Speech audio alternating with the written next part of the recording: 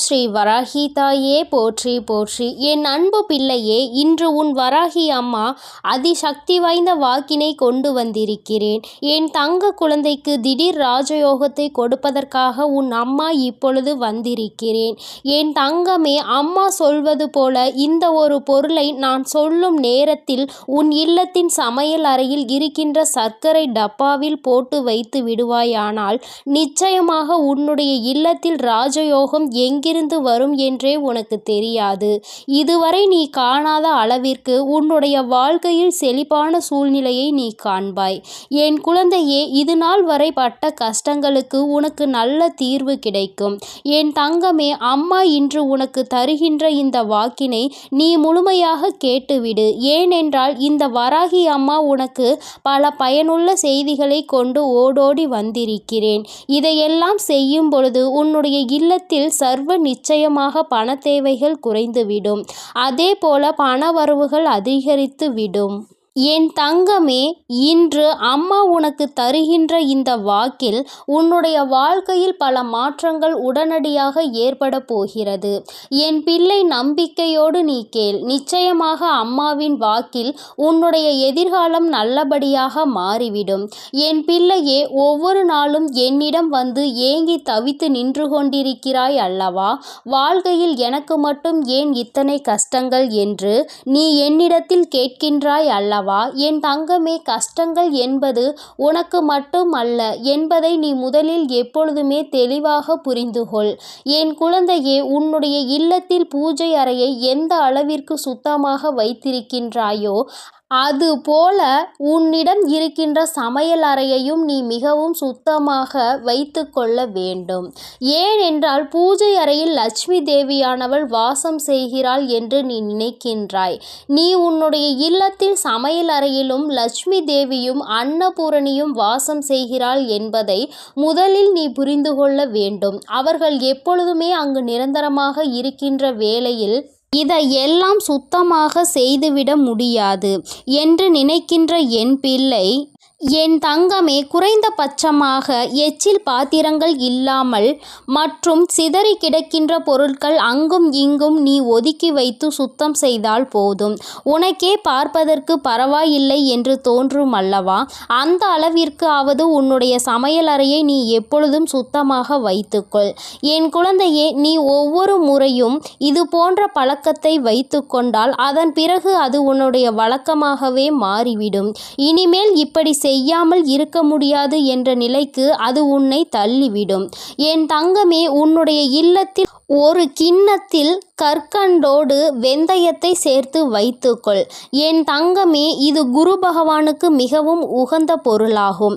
அவரினுடைய அருள் எப்பொழுதுமே உன் இல்லம் முழுவதும் நிறைந்திருக்கும்.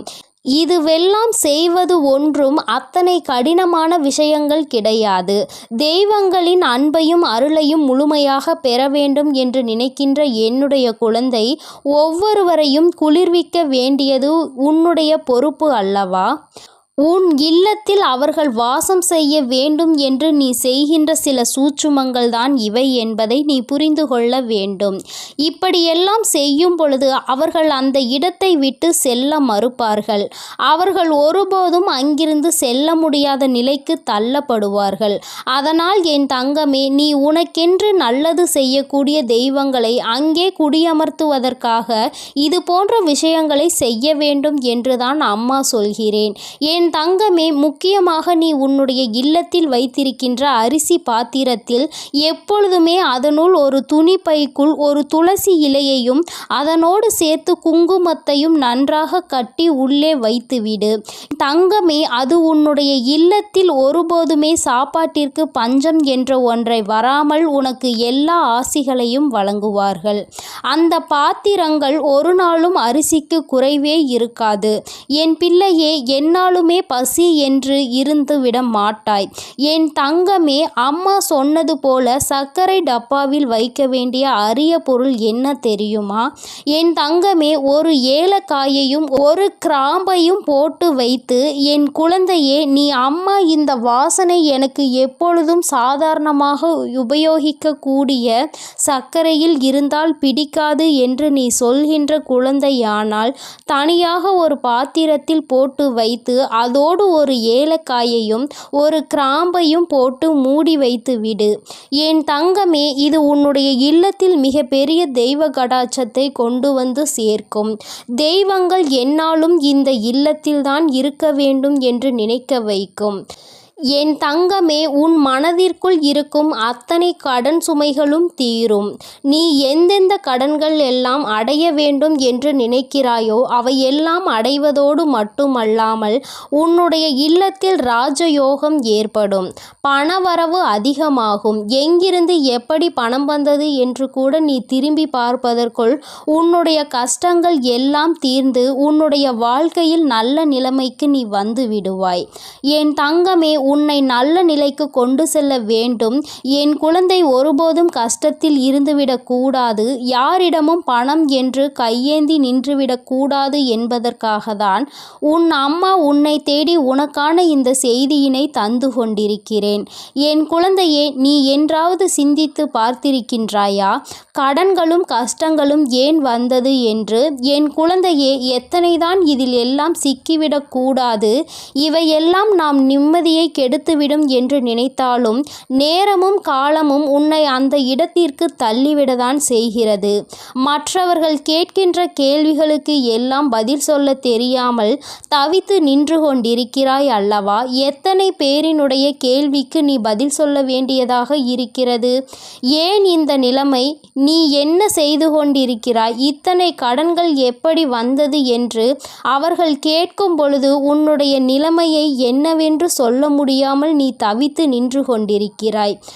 அதே நேரத்தில் உன் வீட்டில் பணவரவு என்ற ஒன்று அதிகரித்து விட்டது என்றால் யாருடைய கேள்விகளுக்கும் நீ பதில் சொல்ல வேண்டிய அவசியம் இருக்காது.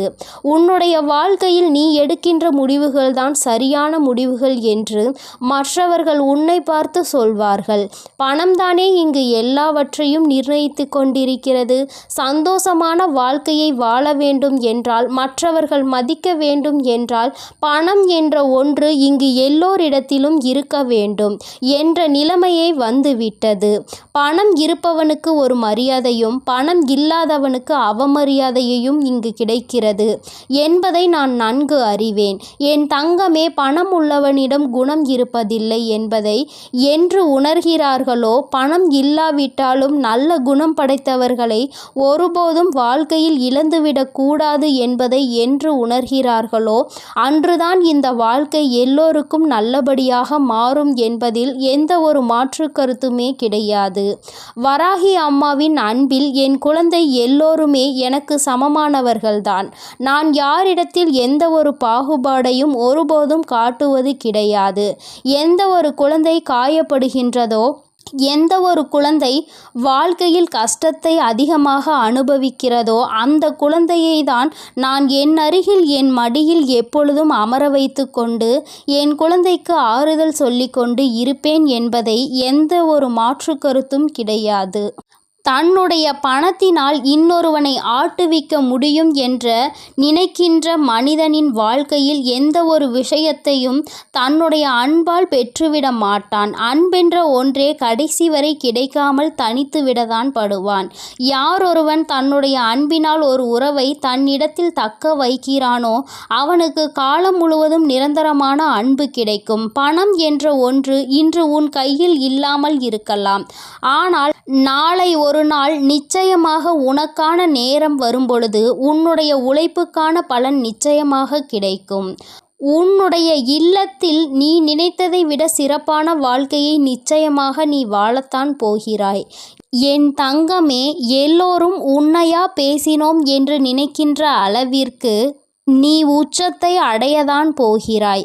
அம்மா சொன்ன இந்த விஷயங்களை செய்து பார்க்கும் பொழுது அதோடு சேர்த்து உன்னுடைய உழைப்பிற்கு ஏற்ற பலன் அதிகமாக கிடைக்கத் தொடங்கும். இல்லத்தில் பணவரவு அதிகமாகும். கடன் கஷ்டங்கள் எதுவும் இல்லாமல் என் குழந்தை நிச்சயமாக நீ சிறப்பான வாழ்க்கையை வாழதான் போகின்றாய். அதிகமான கஷ்டத்தை உனக்கு கொடுத்தது இந்த கடன் பிரச்சனை அல்லவா? என் குழந்தைக்கு இது தீர்ந்துவிட்டால் பாதி கஷ்டங்கள் குறைந்துவிடும் அல்லவா? மீதி கஷ்டங்கள் மன கஷ்டங்கள். அதை நிச்சயமாக நீ உன்னுடைய திறமையால் வென்றுவிடுவாய் என்ற நம்பிக்கை எனக்கு இருக்கிறது. உண்மையான அன்பு இருக்கும் இடத்தில் நிச்சயமாக கஷ்டங்கள் எல்லாம் நீண்ட நாட்கள் நீடித்து நிற்காது. எல்லாம் சரியாகும் பொழுது வாழ்க்கையினுடைய உண்மையான அர்த்தம் என்னவென்பதை உன்னால் எளிதாக புரிந்து கொள்ள முடியும். என் தங்கமே, உனக்கென்று இந்த வாழ்க்கையில் எல்லாவற்றையும் நான் கொடுக்கத்தான் போகிறேன். இன்று வரை எதுவும் இல்லை என்று வருத்தப்பட்டது எனக்கு போதும் தாயே என்று சொல்கின்ற அளவிற்கு உன்னை வாழ்க்கையில் நான் ஒரு நாள் நிச்சயமாக உயர்த்தி காட்டி விடுவேன். என் தங்க பிள்ளைக்கு இந்த வராகி அம்மாவின் உடைய ஆசீர்வாதங்கள் எப்பொழுதும் முழுமையாக உண்டு. என் தங்கமே, அதனால் நீ எதற்காகவும் கலங்காதே, எதை நினைத்தும் வருந்தாதே. நீ நல்லதையே நினைத்தால் உன் வாழ்வில் எப்பொழுதும் உனக்கு நல்லது மட்டுமே நடக்கும். என் தங்கமே, உன் வராகி அன்னை உன்னோடு இருந்து உனக்கான அனைத்தையும் நிச்சயமாக நான் செய்து கொடுப்பேன் என்ற நம்பிக்கையோடு இரு. என் தங்க பிள்ளையே, வரும் அமாவாசையில் நான் சொல்கின்ற அனைத்தையும் நீ செய்துவிட்டால் நிச்சயமாக உன் வாழ்க்கையின் உயரத்தை நீ எட்டி பிடித்து விடுவாய் என்ற நம்பிக்கையோடு இரு. எல்லாம் உனக்கு நல்லதாக மட்டுமே நடக்கும். ஓம் ஸ்ரீ வராகி தாயே போற்றி போற்றி. ஓம் ஸ்ரீ வராகி தாயே போற்றி போற்றி.